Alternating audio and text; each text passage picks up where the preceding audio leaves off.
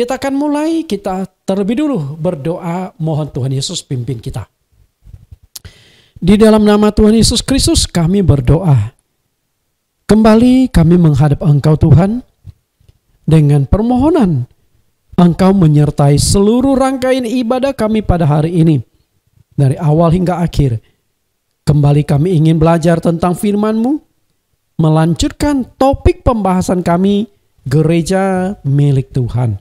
Sesi yang akan kami kupas pada saat ini adalah sesi yang ketiga. Karena itu mohon Engkau buka hati kami, pikiran, mata kami, sehingga apa yang akan disampaikan pada saat ini, kami bisa menangkap dengan baik. Khususnya untuk para hamba-hamba Tuhan, para pejabat gereja, aktivis, pengerja, supaya diberikan hati seorang murid, agar mereka belajar dan terus belajar kembali ke dalam firman-Mu dengan kerendahan hati, mau tunduk di bawah otoritas firman-Mu, karena kami sedang belajar tentang kebenaran firman-Mu, bukan karena melihat pribadi siapa yang mengajarkan firman ini. Demikian pula kepada seluruh jemaat GCC dimanapun mereka berada. Tuhan Yesus pimpin, sertai, agar melalui ibadah live streaming kami dapat berjumpa di jaringan udara. Terima kasih Tuhan Yesus, di dalam nama-Mu kami telah berdoa dan mengucap syukur. Amin. Hari ini kita akan lanjutkan pembahasan kita dengan judul 5 doktrin utama gereja awal. Tapi sebelumnya saya akan mengulang sedikit pada sesi yang kedua. Resume pelajaran di sesi yang kedua agar nyambung dengan sesi yang ketiga ini. Di dunia saat ini telah muncul begitu banyak aliran atau sinode atau denominasi gereja-gereja. Namun sangat disayangkan, dengan munculnya banyak denominasi gereja, memang satu sisi pemberitaan Injil juga berkembang. Banyak orang yang menjadi percaya kepada Yesus, tapi mereka terjebak juga masuk ke dalam berbagai macam gereja yang ajarannya sudah menyimpang dari apa yang diajarkan oleh Tuhan Yesus dan murid-muridnya. Karena itulah saya rindu agar para hamba Tuhan, aktivis pejabat gereja, kita kembalilah ke gereja awal. Karena gereja awal adalah gereja yang ajarannya masih Alkitabiah. Pada sesi yang lalu saya sudah mengupas bahwa agar tidak salah masing-masing gereja mengikuti doktrinnya sendiri, sehingga terjadi kekacauan mana yang benar, maka dibutuhkanlah semacam standarisasi kebenaran doktrin. Jika dalam dunia sekuler saja ada standarisasi yang diakui secara nasional dan internasional, seharusnya gereja juga punya standarisasi. Dalam dunia bisnis, Anda bisa bayangkan bagaimana kacaunya dunia bisnis, dunia perdagangan, seandainya tidak ada bagian-bagian yang dijadikan sebagai standar untuk transaksi. Misalnya, standar 1 kilo sama dengan 10 ons. Nah, standar ini berlaku di seluruh Indonesia. Orang Papua mau lakukan transaksi dengan orang-orang di Banjarmasin. Saya ketika tugas di Banjarmasin pernah dibawa ke satu lokasi namanya Martapura. Nah, itu khusus tempat jual berbagai macam perhiasan berlian emas. Banyak sekali khusus. Maka terkenal sekali Martapura. Kalau transaksi, katakanlah orang Papua mau transaksi jual beli emas dengan orang Martapura. Patokan orang di Papua 1 kilo emas sama dengan 10 on, tapi orang Martapura mengatakan 1 kilo 8 on. Sisa 2 on siapa yang bertanggung jawab? Saya yakin tidak ada yang mau mengalah. Kalau duit 1 rupiah saja orang tidak mau mengalah, pasti nggak akan bisa jalan. Sama juga doktrin-doktrin gereja sekarang. Kita mau mengalah, mau mengikuti doktrin yang mana? Gereja mana yang mau mengalah, mengakui, oh doktrin kami keliru, yaudah kami ikuti deh. Atau doktrin kamu lebih besar pengikutnya, kami ikuti deh. Gereja mana? Tidak. Semua gereja akan mempertahankan doktrinnya. Nah itu standar masing-masing. Betapa kacaunya kalau masing-masing mempertahankan standarnya. Kemudian standar jarak. 1 kilo sama dengan 1 kilometer sama dengan 1000 meter. Bagi pelari dimanapun. Di nasional Indonesia maupun di luar negeri. Ketika lomba lari 1 kilometer. Otomatis 1000 meter. Semuanya harus lari. Tidak ada yang mengatakan negara ini 1 kilometer sama dengan 500 meter. Atau 1 kilometer sama dengan 600 meter. Tidak ada. Yang namanya 1 kilometer sudah standar internasional, ukurannya adalah 1000 meter. Misalnya Jokowi mau bangun jalan tol 1 kilometer, lalu pemborongnya dari luar negeri, dari Jepang, dari RRC. Nah patokannya kan gini, 1 kilo sama dengan 1000 meter. Nggak bisa. Indonesia katakan 1 kilometer sama dengan 1000 meter, lalu pemborong dari luar negeri berkata, oh patokan kami 500 meter, bukan 1000 meter. Kacau nggak? Siapa yang bisa transaksi? Nah demikian pula, standar ukuran. 1 meter sama dengan 100 cm. Indonesia, katakanlah Tanah Abang. Para pengusaha Tanah Abang impor kain dari RRC. Orang RRC ngomong 1 meter sama dengan 100 cm. Tapi pedagang Tanah Abang berkata 1 meter patokan kami di sini adalah 75 cm. Sisa 25 cm siapa yang harus tanggung jawab? Akhirnya nggak ada yang mengalah, transaksi batal. Jadi betapa kacaunya dunia bisnis jika tidak ada standarisasi. Nah kalau dunia bisnis saja mau rendah hati, mau transaksi, ada standarisasi supaya sama-sama menguntungkan. Bagaimana dengan gereja hari ini? Egoisme yang ditonjolkan. Sinode gue lebih Alkitab, ajaran gue lebih benar. Karena itulah hari ini saya tidak memberikan ajaran tertentu. Tapi saya mengajak Bapak Ibu kembali ke ajaran paling awal. Maka dibutuhkan standarisasi di dalam kebenaran. Lalu standarisasi kebenarannya mau kita pakai yang mana? Mengingat masing-masing sinode punya doktrin sendiri. Masing-masing aliran gereja punya kebenaran sendiri. Saya sudah singgung. Seluruh dunia tidak kurang dari 1000 denominasi gereja. Di Indonesia sendiri ada 323 sinode. Kita harus ikut sinode mana? Sinode A, B, C, D. Mana yang jadikan patokan kita?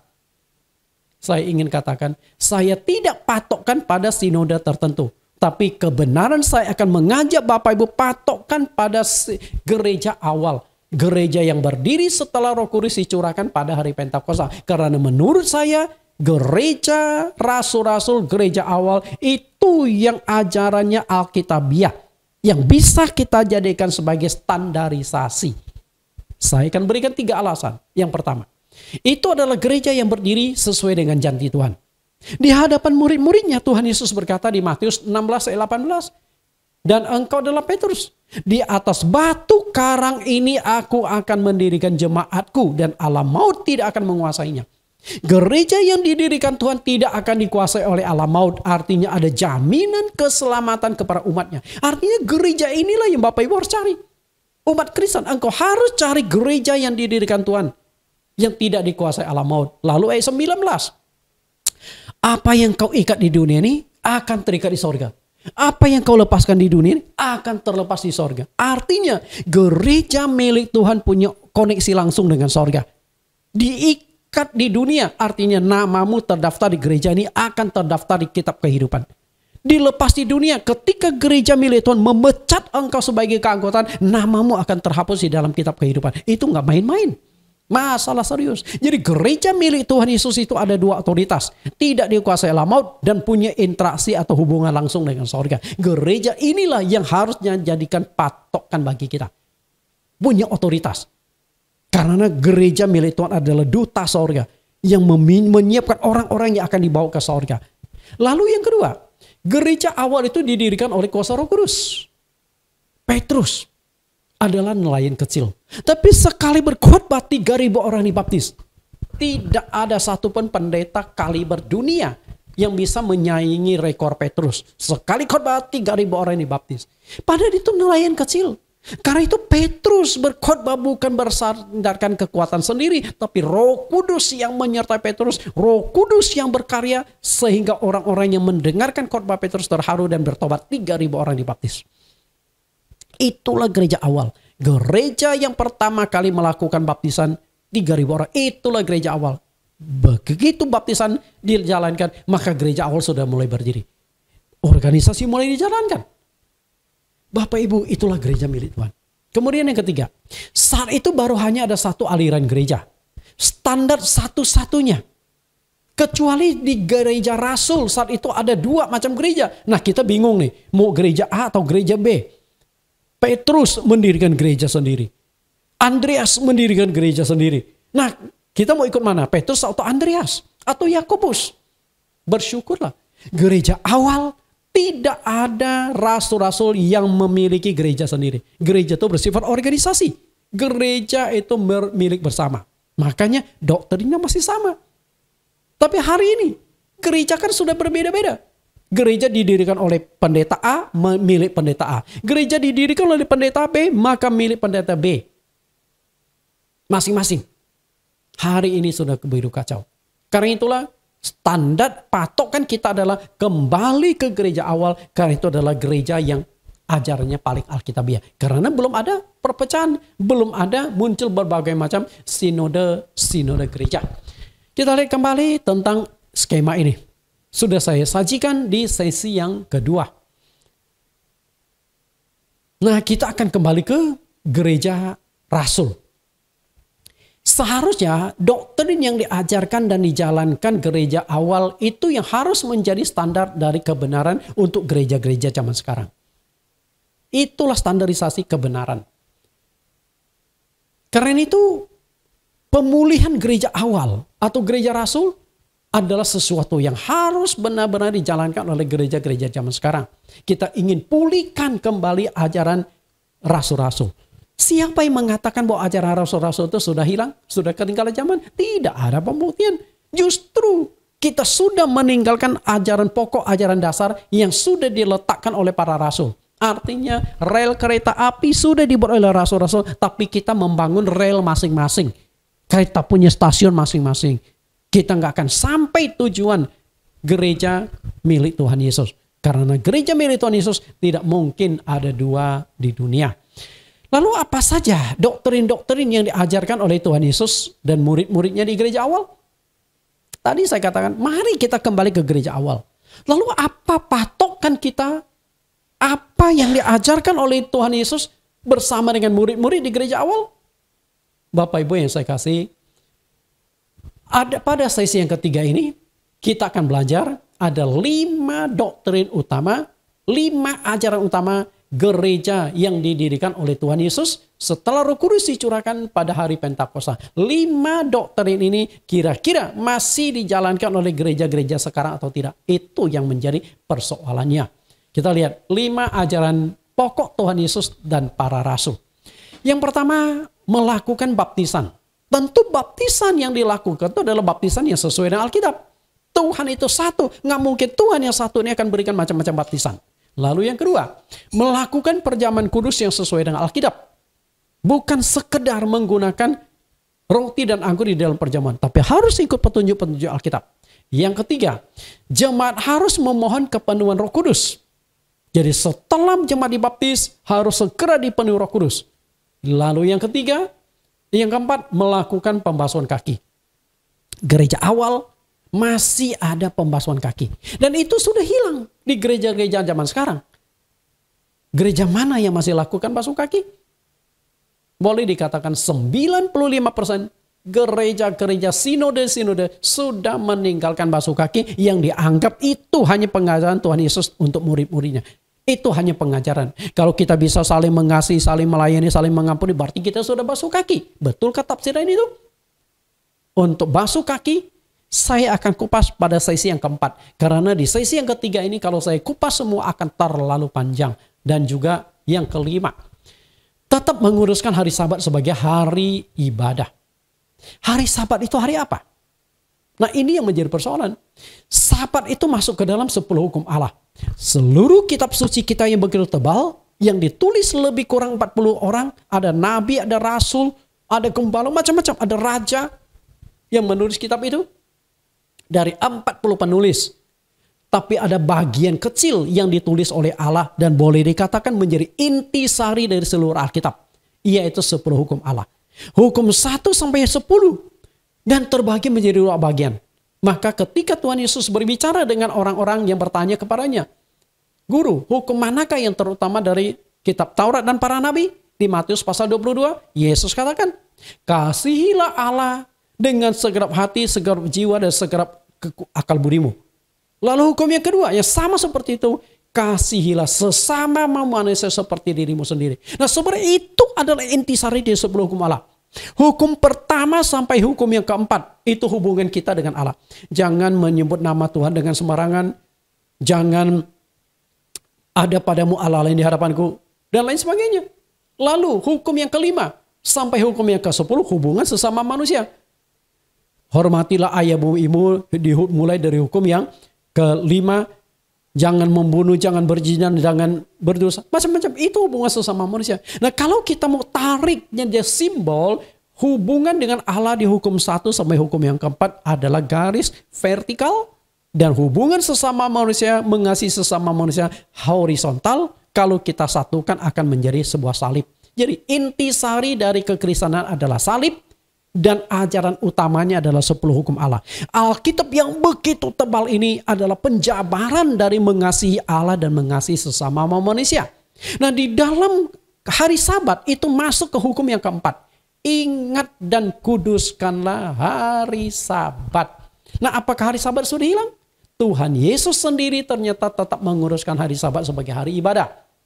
Karena itu hari Sabat tetap berlaku sampai pada akhir zaman. Itu dituliskan di Matius 24 ayat 20. Nah inilah 5 ajaran utama yang diajarkan oleh murid-murid Tuhan Yesus.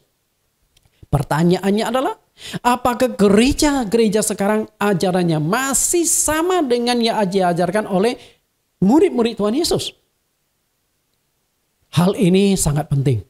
Karena sanksinya ketika ajaran sudah berbeda dengan apa yang diajarkan murid-murid adalah mengalami kutukan. Ini masalah serius Bapak Ibu. Kita lihat bagaimana Paulus mengancam dengan kutukan. Galatia 1:8.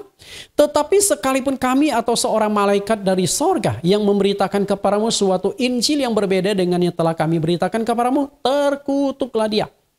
Paulus dengan keras. Jangankan pendeta-pendeta. Jangankan hamba-hamba Tuhan zaman sekarang. Malaikat sekalipun.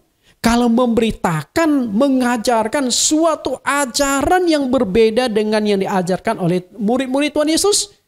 Dia akan terkutuk. Yang mengajarkan dikutuk. Yang menerima ajaran dibawa kutukan. Karena itu masalah serius. Karena itu hindarilah dirimu dari kutukan. Banyak pendeta mengajarkan tetap mematahkan kutuk, melepaskan kutuk, menyelesaikan kutuk, menghapus kutuk, mencabut kutuk. Tapi tanpa disadari ada di bawah kutukan. Karena sepanjang ajaran kita berbeda dengan murid-murid Tuhan Yesus, kita sudah ada di dalam kutukan. Karena itu pendeta-pendeta, lepaskan dirimu dari kutukan. Jemaat-jemaat Kristen dimanapun Anda berada, hindarimu dari kutukan. Bagaimana caranya? Kembali ke ajaran rasul-rasul. Ketika ajaran kita kembali ke gereja rasul-rasul, sama seperti ajaran murid-murid Tuhan Yesus, maka kutuk itu akan dicabut. Kalau tidak, kutuk itu akan tetap menempel dalam hidup kita. Ini kan bahaya sekali. Bahaya sekali. Kenapa Paulus itu sampai mengutuk? Sebenarnya 2 kali Paulus mengutuk. Di ayat 9 dia kutuk sekali lagi. Karena masalah ini sangat serius berhubungan dengan keselamatan. Ketika ajaran kita menyimpan dari Alkitab, maka kita tidak akan selamat. Karena Alkitab itu standarisasi keselamatan kita. Nah untuk mengupas 5 topik ini dibutuhkan waktu paling tidak 45 kali pertemuan. Karena itu nggak mungkin saya kupas langsung semuanya. 45 kali pertemuan dari 5 topik tersebut. Karena itu Saya hari ini hanya akan memberikan garis besarnya, intisarinya dari 5 ajaran utama atau 5 doktrin utama yang diajarkan oleh murid-murid Tuhan Yesus pada gereja awal setelah Roh Kudus dicurahkan pada hari Pentakosta. Kita akan lihat, kita akan masuk ke 5 ajaran utama murid-murid Tuhan Yesus. Kita lihat apa saja. Yang pertama, baptisan air. Yang kedua, perjamuan kudus. Yang ketiga, dipenuhi Roh Kudus. Yang keempat, pembasuhan kaki. Yang kelima, menguduskan hari Sabat. Nah, inilah 5 doktrin utama, 5 ajaran utama yang diajarkan dan dijalankan dalam gereja mula-mula atau gereja awal atau gereja rasul-rasul. Karena itu, kita akan kupas secara garis besar saja. Karena nggak mungkin saya kupas dalam waktu yang sama saat ini. Bapak Ibu bisa mengikuti di link YouTube kami. Yang pertama adalah baptisan air. Gereja awal memang tetap menjalankan baptisan air karena memang itu perintah Tuhan Yesus. Sesaat sebelum terangkat ke sorga di Matius 28 ayat 19, Yesus berkata, "Pergilah, jadikan semua bangsa muridku." Artinya pergilah, beritakan Injil. Tapi tidak cukup kalau orang tuh hanya mau terima Injil, terima Yesus. Yesus katakan, baptislah mereka dalam nama Bapa, Anak, dan Roh Kudus. Jadi kalau orang sudah terima Injil, harus dibaptis. Lalu kalau baptisannya keliru gimana? Nah, ini kan jadi masalah. Di mata Tuhan belum tentu diakui baptisannya ketika baptisan kita keliru. Secara prinsip, baptisan itu mengandung 3 khasiat yang sangat penting. Walaupun banyak pendeta tidak percaya, tidak mengakuinya. Padahal sangat jelas di Alkitab, baptisan punya 3 khasiat. Yang pertama, untuk menyelesaikan dosa kita. Baptisan punya kuasa memberikan pengampunan dosa. Yang kedua, baptisan untuk memberikan sebuah status kepada kita sebagai anak Allah. Artinya sebelum engkau dibaptis, engkau bukan anak Allah. Setelah engkau dibaptis, baru engkau diakui Allah sebagai anaknya. Sama seperti Tuhan Yesus sudah memberikan contoh. Begitu Yesus keluar dari air sungai Yordan, langit terbuka. Dari langit terdengar suara, "Inilah anakku."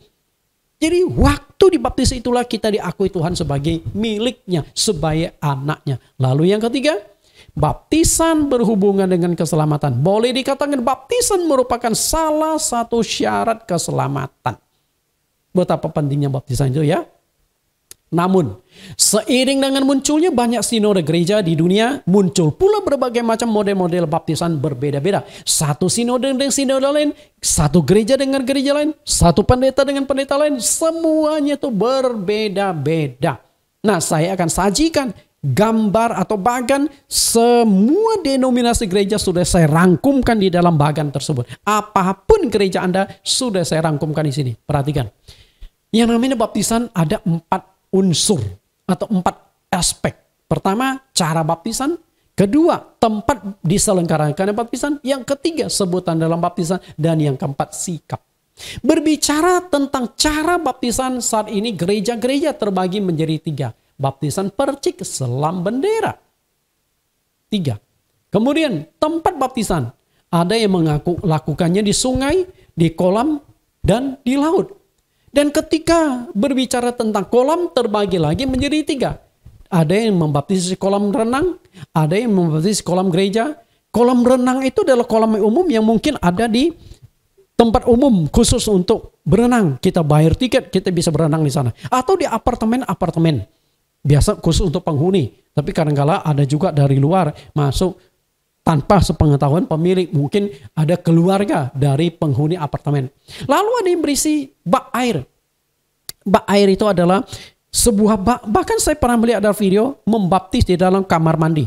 Kebetulan kamar mandi itu ada bak air lalu dicemplungkan ke dalam. Ya macam-macam. Ketika baptisan di gereja, biasa ada gereja yang melakukan baptisan tuh, ini katakanlah mimbar. Lalu di bawahnya itu ada digali satu bak ukuran 2 meter kali 1 meter. Nah di sanalah dipakai baptisan. Kalau tidak ada baptisan, biasa bak itu dikosongkan, ditutup. Jadi menjadi altar. Sedangkan kalau ada ibadah pada baptisan itu di baknya dibuka, diisi air. Nah, waktu baptisan dilangsungkan seluruh jemaat bisa melihat. Ada yang seperti itu. Ada yang dibuka satu bak di samping gereja. Ya macam-macam lah. Kemudian sebutan dalam baptisan. Di dalam Alkitab ada dua versi. Dalam nama Bapa, Anak, dan Roh Kudus. Dan satu lagi dalam nama Tuhan Yesus.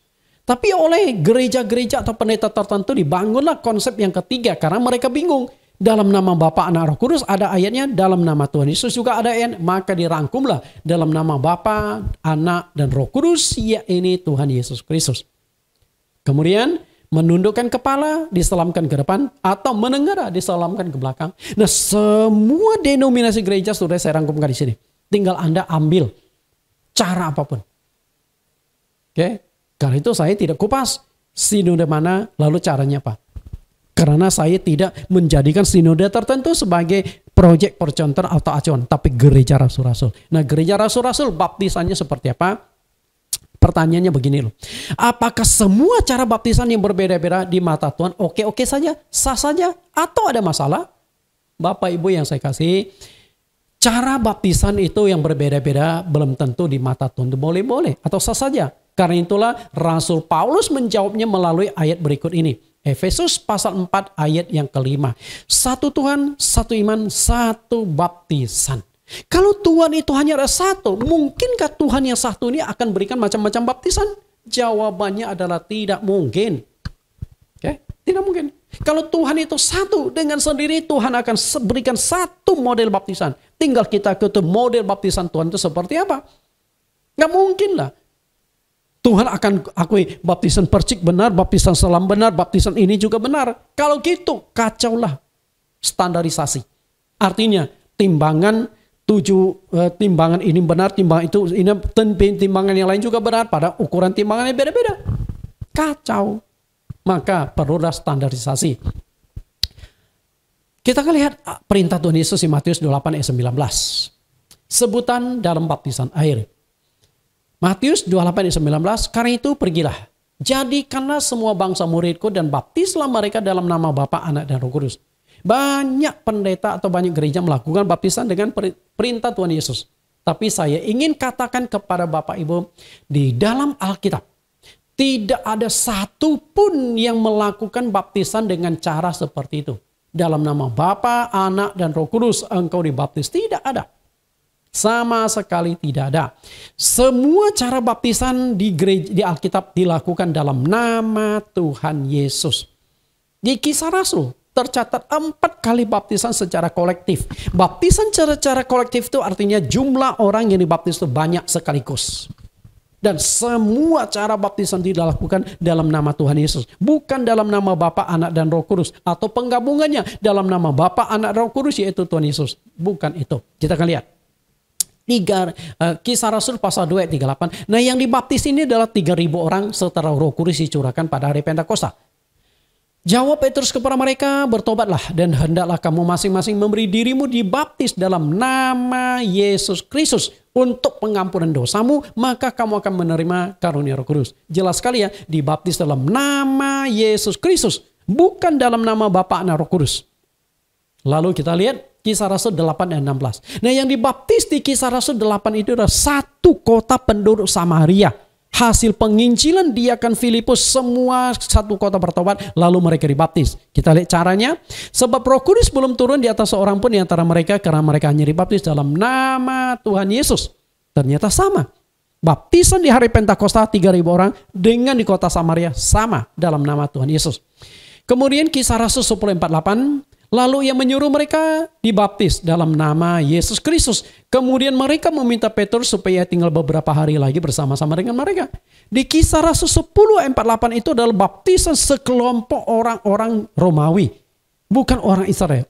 Penduduk orang Romawi yang diinjil oleh Rasul Petrus di rumah Cornelius, kepala perwira pasukan Italia. Kemudian ini ada baptisan ulang. Nah, ini unik nih, baptisan ulang. Mereka sudah dibaptis tapi versi Yohanes Pembaptis. Lalu akhirnya Paulus membaptis ulang mereka. Caranya bagaimana? Ketika mereka mendengar hal itu, mereka memberi diri mereka dibaptis dalam nama Tuhan Yesus. Bapak Ibu perhatikan di sini, cara baptisannya sama. Padahal waktu baptisannya berbeda, orang yang dibaptisan berbeda, kota tempat dibaptisannya berbeda, rasul yang membaptisnya berbeda. Tapi hasil atau cara baptisan itu sama. Nah, disinilah yang ditegaskan oleh Rasul Petrus, satu Tuhan, satu iman, satu baptisan. Nah, versi baptisan inilah yang diajarkan oleh Tuhan Yesus dengan murid-muridnya di gereja awal. Karena itu menurut saya baptisan yang Alkitabiah sebutannya itu harus sama seperti yang dilakukan gereja awal. Nah, apakah gereja sekarang masih sama? Menurut saya sudah mengalami pergeseran. Lalu dari dua sebutan ini di Alkitab ini mana yang harus kita pakai? Ini Tuhan Yesus perintahkan, baptislah mereka dalam nama Bapa dan Roh Kudus di Matius 28 ayat 19. Sedangkan murid-murid membaptis langsung dalam nama Tuhan Yesus. Di Kisah Rasul 2 ayat 38, 8, 16, 10, 48, dan 19 ayat yang kelima. Nah, bagaimana? Maka yang kita ikuti perintah Yesus atau murid-murid? Karena itulah pendeta-pendeta zaman sekarang bingung. Perintah Yesus dalam nama Bapa dan Roh Kudus. Sedangkan murid-murid membaptis dalam nama Tuhan Yesus. Di dalam kebingungan itulah akhirnya ada pendeta yang merangkumkan menjadi satu dengan versi yang ketiga. Dibaptis dalam nama Bapa, Anak, dan Roh Kudus, yaitu Tuhan Yesus Kristus. Dan saya ingin katakan kepada Bapak Ibu, maaf kata nih Bapak Ibu pendeta di sini, tidak ada konsep baptisan dalam nama Bapa, Anak, dan Roh Kudus, yaitu Tuhan Yesus di Alkitab. Nggak ada. Itu adalah konsep buatan manusia. Nah, kalau itu konsep buatan manusia, Tuhan akui enggak? Sah apa enggak? Melanggar Alkitab apa enggak? Nah, kenapa enggak seperti yang dilakukan oleh murid-murid Tuhan Yesus saja? Mungkin ada keberatan. Murid-murid sudah melawan perintah Tuhan. Karena jelas sekali Yesus perintahkan dalam nama Bapa, Anak, Roh Kudus. Kalau gitu, dalam baptisan dalam nama Bapa, Anak, Roh Kudus, yaitu Tuhan Yesus, bukankah engkau sudah melawan perintah Tuhan, sudah melawan murid-murid? Karena konsep ini nggak ada di Alkitab. Yesus tidak pernah perintahkan gitu, murid-murid tidak pernah jalankan gitu.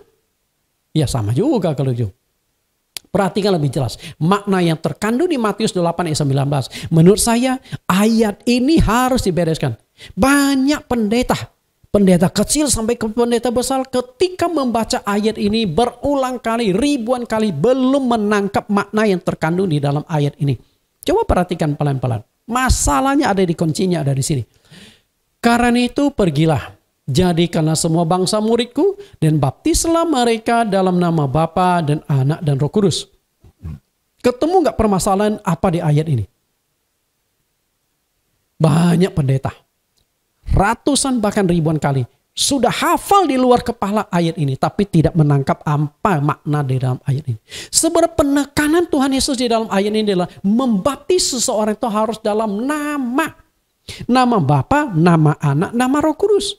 Sedangkan kata Bapa, Anak, Roh Kudus bukan nama, melainkan panggilan atau sebutan. Berarti ketika kita membaptis seseorang harus mencari nama Bapa itu apa, nama Anak itu apa, nama Roh Kudus itu apa. Dan setelah saya gali secara mendalam, saya temukan nama Bapa itu Yesus, nama Anak Yesus, nama Roh Kudus juga adalah Yesus. Mungkin Anda akan berkata, masa tuh? Mana buktinya? Nah, saya akan kupas di sesi khusus topik baptisan. Nggak di sini, karena di sini terlalu panjang.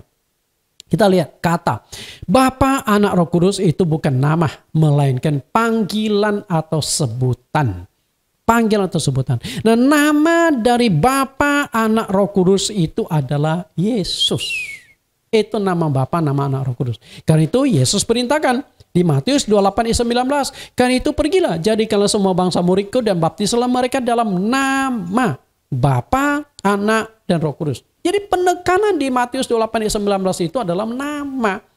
Sedangkan dalam Alkitab 4 kali baptisan secara kolektif, semuanya tidak ada yang menggunakan baptisan dalam nama Bapa dan Roh Kudus. Semuanya menggunakan baptisan dalam nama Tuhan Yesus. Jadi sebenarnya Bapa, Anak, Roh Kudus penjelasannya adalah Tuhan Yesus.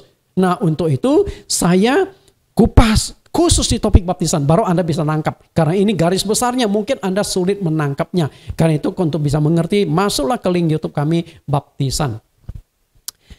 Lalu dari kita lihat, ambil intisarinya. Dari skema ini, versi-versi baptisan kita akan ambil intisarinya sebagai baptisan para rasul. Yang pertama, dari percik selam bendera baptisan Alkitabiah yang dijalankan oleh rasul-rasul itu adalah baptisan selam. Coba lihat, Rasul-rasul melakukan baptisan selam.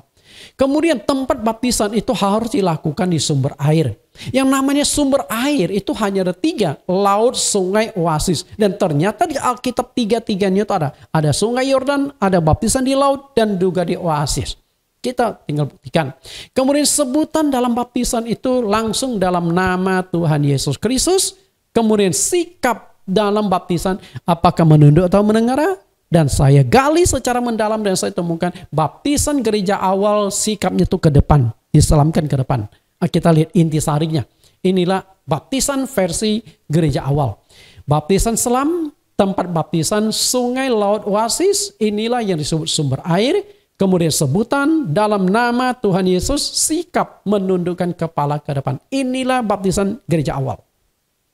Oke, inilah baptisan gereja awal. Mungkin Anda berkata, masa sih Anda melebih-lebihkan, Anda salah tafsir kali. Bapak Ibu, saya sudah katakan, kita nggak kupas di sini. Bapak Ibu silakan masuk ke topik baptisan saya. Oke, mungkin Anda akan berkata, lah Pak Nathan, emangnya Tuhan Yesus akan memperhatikan hal-hal yang kecil? Tempat baptisan harus kolam atau di laut, sungai. Emang Tuhan perhatikan sampai demikian?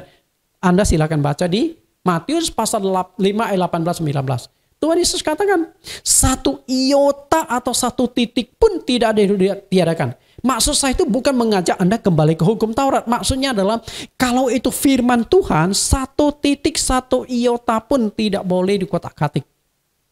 Bagian paling kecil sekalipun. Apalagi ini masalah serius, masalah baptisan.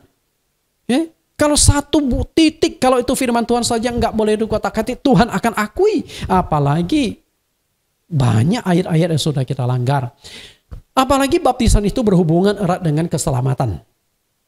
Lihat perkataan Tuhan Yesus, Markus 16 ayat 16. Siapa yang percaya dan dibaptis akan diselamatkan, tetapi siapa yang tidak percaya akan dihukum. Bukan sekedar percaya, tapi juga harus dibaptis untuk memperoleh keselamatan. Karena itu kalau Anda hanya percaya tapi tidak dibaptis, keselamatanmu masih tidak terjamin.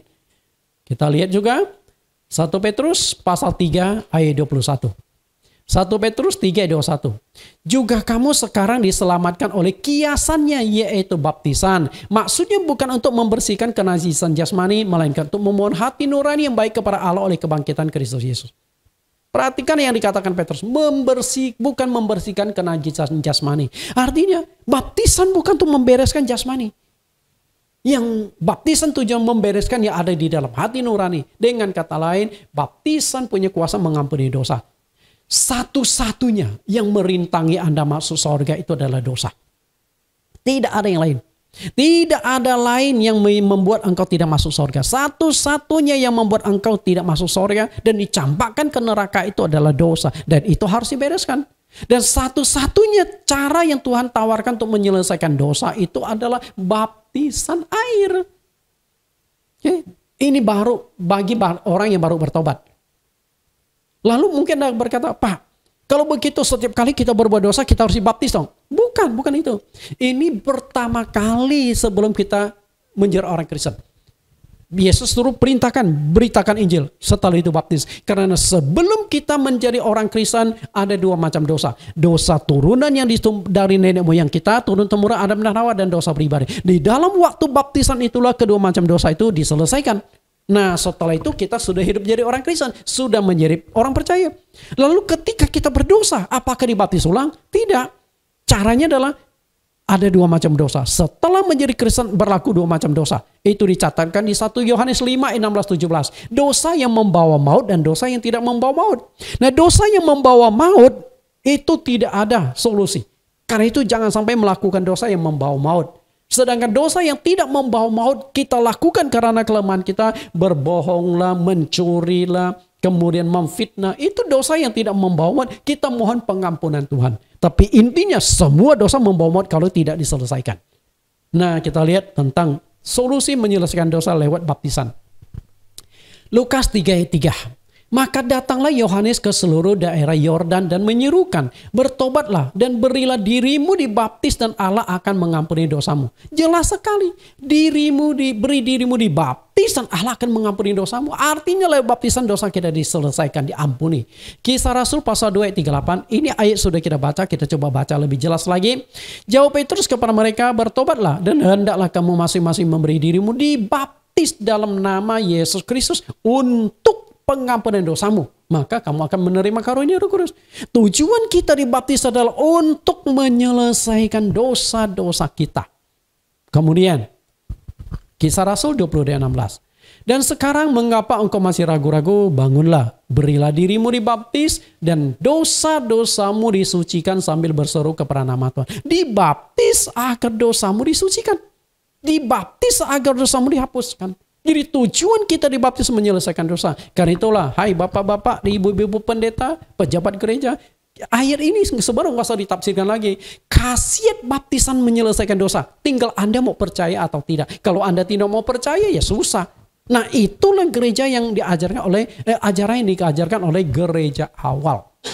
Bapak Ibu, ketika baptisan yang kita terima itu salah, tidak sesuai dengan Alkitab, kita mempertaruhkan 3 hal yang sangat penting. Dosamu belum tentu diampuni. Engkau belum tentu mendapatkan status sebagai anak Allah. Dan engkau keselamatannya belum tentu terjamin.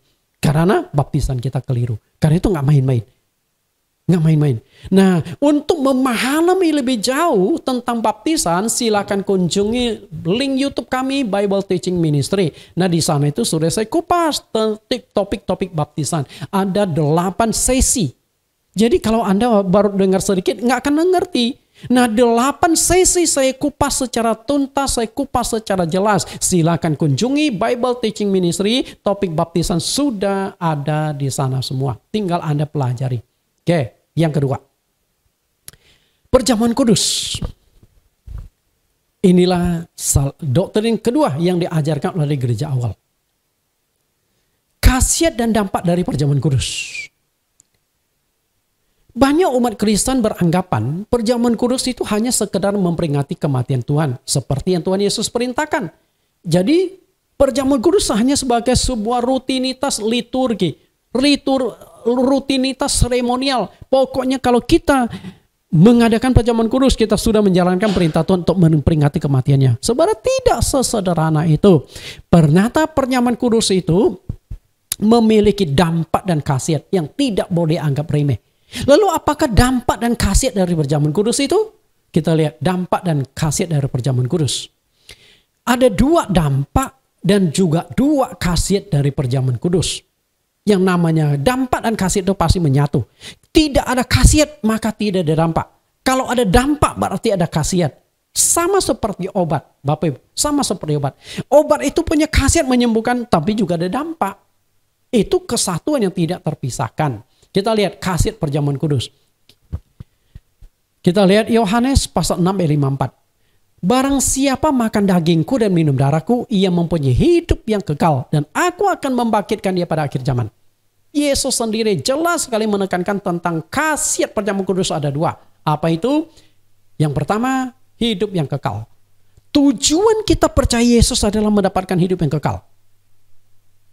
Kalau gitu, perjamuan kudus berhubungan dengan kehidupan yang kekal, maka perjamuan kudus harus sesuai dengan Alkitab. Dan yang kedua, dibangkitkan pada akhir zaman. Ini 2 khasiat penting dari perjamuan kudus. Sedangkan dampaknya Pak, jika cara perjamuan kudus kita keliru, tidak sesuai dengan petunjuk Alkitab, kita akan kehilangan 2 khasiat ini. Karena Anda pegang pisang goreng, lalu Anda doakan, inilah tubuh Tuhan. Emang Tuhan mau mengakui pisang goreng sebagai tubuhnya? Lalu Anda pegang Fanta, pegang Coca-Cola, pegang Sprite. Lalu Anda doakan, inilah darah Tuhan. Emangnya Tuhan mengakui Fanta, Coca-Cola sebagai darahnya? Karena itu menurut saya, ketika tidak sesuai dengan Alkitab, Anda kehilangan 2 khasiat. Lalu dampak. Yang akan muncul malah dampak. Dampak perjamuan kudus juga ada 2. Yang pertama kita baca di 1 Korintus 11 ayat 27.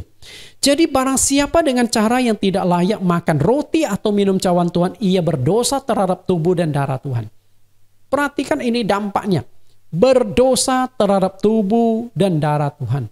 Ini dampak secara rohani. Dosa. Ternyata ketika kita salah memakan tubuh Tuhan, salah mengikuti perjamuan, makan roti dan anggur perjamuan, keliru, sembarangan, kita berdosa kepada Tuhan. Nah, kalau makan saja bisa mendatangkan dosa, apalagi cara membuat bahan roti perjamuan, anggur perjamuan. Ketika pendeta salah membuat roti dan anggur perjamuan, sembarangan memakai bahan, kita lebih berdosa lagi. Karena kalau yang makan saja berdosa, apalagi yang membuat. Karena yang mengalami dampaknya. Jadi ibaratnya itu, ketika kita berikan racun kepada orang lain, orang itu mati. Bukan berarti orang yang meracuni itu tidak akan mati. Anda sengaja atau tidak sengaja. Misalnya Anda memberikan sebuah roti nih kepada orang. Setelah orang itu makan roti itu, kemudian muntah-muntah, diare, meninggal. Polisi pasti akan mencari roti yang dimakan itu kira ada kandungan racun nggak? Nah, lalu siapa yang memberikan roti itu? Kalau Anda yang memberikan roti, Anda akan mengalami sanksi. Anda akan bisa masuk penjara. Gara-gara engkau memberikan roti, engkau membuat orang itu mati. Padahal engkau tidak tahu rotinya mengandung racun. Nah, demikian pula dalam perjamuan. Kalau yang makan saja berdosa, apalagi yang menyiapkan roti dan anggur perjamuan. Wah, itu bahaya sekali. Maka harus sama seperti gereja rasul-rasul. Lalu dampak yang kedua. 1 Korintus 11 ayat 30. Sebab itu banyak di antara kamu yang lemah dan sakit dan tidak sedikit yang meninggal. Perhatikan ada 3 dampak secara fisik. Yang pertama, badan akan lemah. Kan aneh. Setelah makan roti perjamuan, badanmu akan lemas. Kemudian engkau akan jatuh sakit. Kalau tidak mendapat pengampunan Tuhan, engkau tidak mohon pengampunan Tuhan, bertobat, ujung-ujungnya engkau akan meninggal. Gara-gara perjamuan engkau bisa mati. Nah, ini adalah dampak secara jasmani. Bapak Ibu yang saya kasih, betapa mengerikannya. Nah, kalau perjamuan itu ada khasiat, pasti ada dampak. Dan dampaknya ada 2, khasiatnya juga ada 2. Karena itu untuk menghindari dampak dan mendapatkan khasiat dari perjamuan kudus yang kita adakan itu harus sesuai dengan prinsip-prinsip Alkitab. Apakah dalam melakukan perjamuan kudus kita boleh sembarang memakai bahan perjamuan? Artinya mau pakai roti dan anggur dari bahan apa saja boleh, sah-sah saja. Waktu COVID melanda, banyak gereja-gereja tidak ibadah secara offline atau onsite, tapi ibadah secara online. Salah satunya ibadah lewat Zoom. Nah, saya pernah 1 kali mengikuti ibadah di sebuah gereja yang mengadakan ibadah lewat Zoom. Kebetulan hari itu ada perjamuan kudus. Akhirnya selesai khotbah, pendeta mengatakan kepada jemaat yang ada di dalam Zoom, Bapak Ibu di rumah, sekarang Bapak Ibu kita kejar waktu. Apa yang ada di rumah Bapak Ibu? Ketemu pisang goreng, roti tawar, bakpao, apapun itu. Pegang sekarang, pegang. Kita akan berdoa. Kita akan mengadakan perjamuan kudus. Karena ini setelah kita doakan akan menjadi tubuh Tuhan. Bayangkan Bapak Ibu. Jika di rumah ada yang pegang pisang goreng. Lalu didoakan akan menjadi tubuh Tuhan. Lagi pegang singkong, tape didoakan menjadi tubuh Tuhan. Sembrono. Emangnya Tuhan Yesus mau mengakui tape, ragi sebagai tubuhnya? Masalah. Lalu pendeta berkata lagi setelah doakan, Bapak Ibu pegang minuman apa saja, Coca-Cola, Fanta, kopi, Sprite, nggak apa-apa. Silahkan pegang sekarang. Kita akan berdoa, mendoakan darah Tuhan. Lalu pendeta mulai pimpin doa. Doanya ya doa perjamuan kudus, mendoakan darah Tuhan. Inilah darah Tuhan, darah yang ditumpahkan dari bukit Golgota. Jadi yang pegang Coca-Cola membayangkan darah Tuhan itu berarti seperti Coca-Cola. Ini kan mengerikan. Bapak Ibu yang saya kasih, kacau. Makanya saya membuat khusus topik tentang perjamuan kudus terdiri dari 7 sesi. Nah, Bapak Ibu bisa masuk ke topik itu. Bahan dan cara perjamuan kudus. Berikut ini kita akan melihat garis besar bahan dan cara membuat roti dan anggur perjamuan yang sesuai dengan petunjuk Alkitab. Garis besarnya, karena tidak mungkin saya kupaskan di sini. Kita lihat roti perjamuan. Aturannya seperti apa? Yang pertama, menggunakan roti yang tidak beragi. Artinya roti perjamuan Tuhan itu tidak boleh ada kandungan ragi. Kalau roti yang tidak beragi itu pasti bantet, kenyal. Kemudian yang kedua, roti itu hanya 1 buah. Karena Tuhan Yesus punya tubuh hanya ada 1. Nggak boleh memunculkan roti lebih dari satu. Yang ketiga, menggunakan roti yang dipanggang atau dibakar di atas api. Lalu anggurnya aturan seperti apa? Yang pertama, 1 cawan anggur setelah didoakan baru dibagi-bagikan. 1 cawan anggur, bukan 2 cawan atau lebih. Kemudian menggunakan anggur yang belum mengalami fermentasi. Dengan kata lain, sari buah anggur yang masih segar. Artinya anggur yang belum mengandung kadar alkohol. Nah, itu ada ayat-ayat Alkitabnya. Silakan Bapak Ibu kunjungi topik perjamuan kudus, karena semua itu sudah saya sajikan secara lengkap di Bible Teaching Ministry.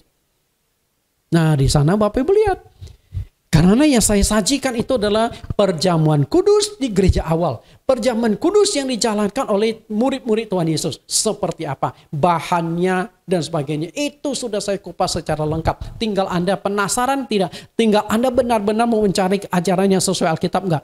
Terutama bagi hamba-hamba Tuhan. Bagi Anda sebagai umat Kristen. Engkau harus menerima tubuh dan darah Tuhan supaya mendapatkan hidup yang kekal dan dibangkitkan pada akhir zaman. Tapi tubuh dan darah Tuhan yang sesuai dengan petunjuk Alkitab. Bukan sembarang mengikuti perjamuan. Lalu yang ketiga, dipenuhi Roh Kudus. Dipenuhi Roh Kudus. Bapak Ibu, nah karena topik dipenuhi Roh Kudus cukup panjang, maka saya akan kupas topik ini di sesi yang keempat. Jadi topik Roh Kudus, kemudian basuh kaki dan hari Sabat saya akan kupas di sesi yang keempat. Karena itu harapan saya Bapak Ibu bisa tetap rutin mengikuti masuk ke sesi yang keempat pada minggu yang akan datang. Supaya lengkaplah 5 doktrin utama gereja rasul-rasul. Karena kita ingin kembali ke gereja awal. Nah, Anda mau terima atau tidak terima, saya sudah sajikan. Nah, itu selanjutnya terserah pada Bapak Ibu. Tuhan Yesus berkati, kita akan berdoa. Dalam nama Tuhan Yesus Kristus kami berdoa. Tuhan, terima kasih penyertaan Engkau. Hari ini kami sudah dibukakan bahwa gereja awal memiliki 5 doktrin utama. Baptisan, perjamuan kudus, basuh kaki, Roh Kudus, dan hari Sabat. Berikan hati seorang murid kepada seluruh hamba Tuhan yang mendengarkan pengajaran ini. Seluruh aktivis, pengerja, pejabat gereja, supaya kami boleh mengajarkan sesuai dengan petunjuk Alkitab. Demikian pula umat Kristen dimanapun mereka berada, jemaat GCC dimanapun mereka berada, supaya mereka mendapatkan pengetahuan yang benar akan ajaran firman Tuhan. Berikan hati seorang murid dan kerendahan hati bagi kami untuk belajar rendah hati, menerima dan menjalankannya. Terima kasih Tuhan. Demikianlah doa permohonan kami di dalam nama Tuhan Yesus Kristus. Amin. Bapak Ibu, kita akan lanjutkan di sesi yang keempat di minggu depannya. Masih 5 doktrin utama gereja para rasul. Tuhan Yesus berkati.